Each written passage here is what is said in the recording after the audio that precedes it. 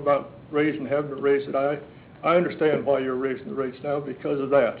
And a lot of people don't realize that. But it's just one of the things that we weren't counting on. So I think that it has to be to make the payments on the plants, and hopefully you'll be able to get it back down at a later date whenever we push our people to build more homes here, more places here. So you push them to get more, get it back up to the 250 or better, then we can maybe help us a lot on this thing. Thank you. Thank you, Robert. Council, questions or comments regarding ordinance number 2435? Is that the reason that the rates are going up? I thought it was a matter of the consultant advising us to increase rates in 2002, and the council at that time did not heed that advice. Isn't that what had happened, Jim? Oh, no, talk about kind of the. Well, it's as stated in the budget document here in your council action form. It's because you don't, just like Mr. Page said, we don't have enough growth-related revenue to pay the debt payments on the debt we incurred for previous growth, and so you're making transfers from operating funds to debt service funds, so to speak. And we also talked about the critical projects needed in water and sewer and the additional staff. That's what this, and to maintain 11% fund balance minimum. That's all those variables combined. So what was the component where we hadn't raised rates at the recommended level? What part is that? Basically, it's all of those together, Larry. We don't have the income coming in that was anticipated back at that time, and we were paying the debt service off instead of doing it out of operations and the rates. We were doing it out of the development fund, and it's certainly a legal and rational way of doing it.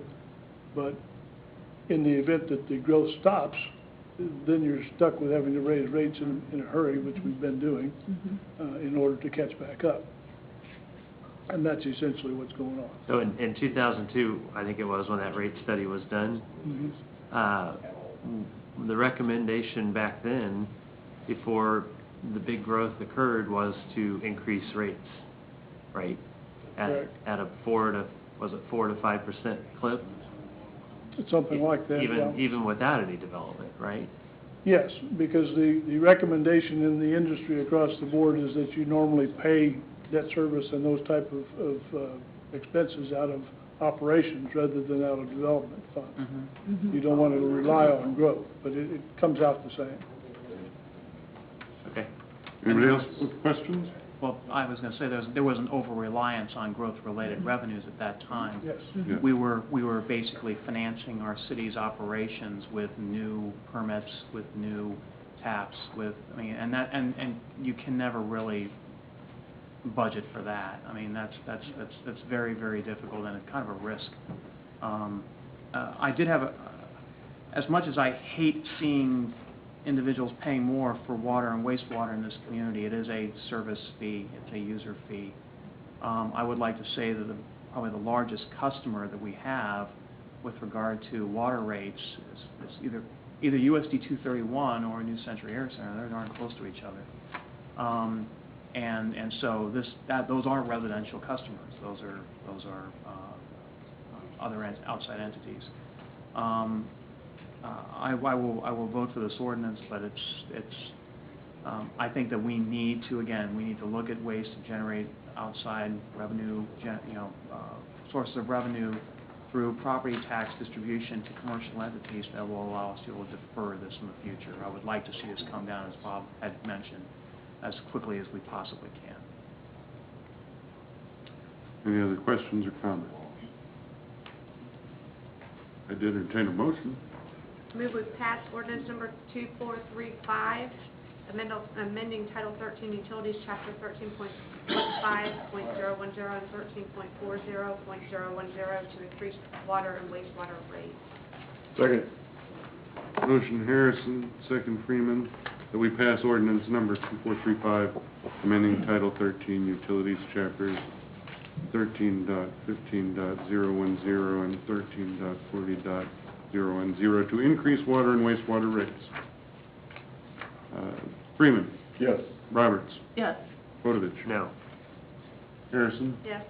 True. Yes. Ordinance number 2435 passes. New business item number 6, consider passing an ordinance levying a transient guest tax of 8% and repealing ordinance number 2050 in its entirety. This would be ordinance number 2436. This is not a housekeeping item. This is an additional item for the governing body's consideration and for your direction to suggest an increase from 6% to 8% for your transient guest tax. The last rate increase was January 21st, 2003. And as shown here, the comparisons to other Johnson County cities that actually have a transient guest tax, there's several 8%, there's several less. So this is entirely up to the governing body. It was not included in the 2014 budget. It is not a significant amount of revenues until you get bigger diversification of your tax base and more hotels. But at that time, it would already be in.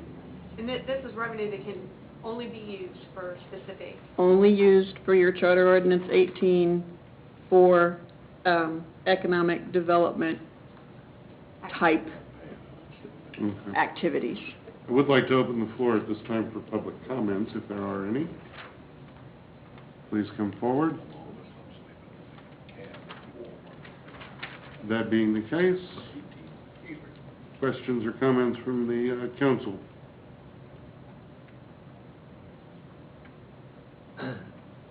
Yeah, I'll go ahead.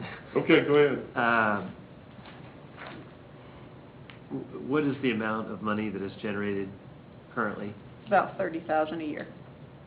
And that 30,000 in the past has been spent for Chamber of Commerce and museum.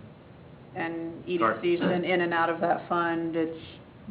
And the museum, the theaters, that's pretty much it. Museum, theaters, and either Chamber or EDC. But in the past, even when we didn't have enough revenue, we still funded those organizations, right? I suppose so, yes.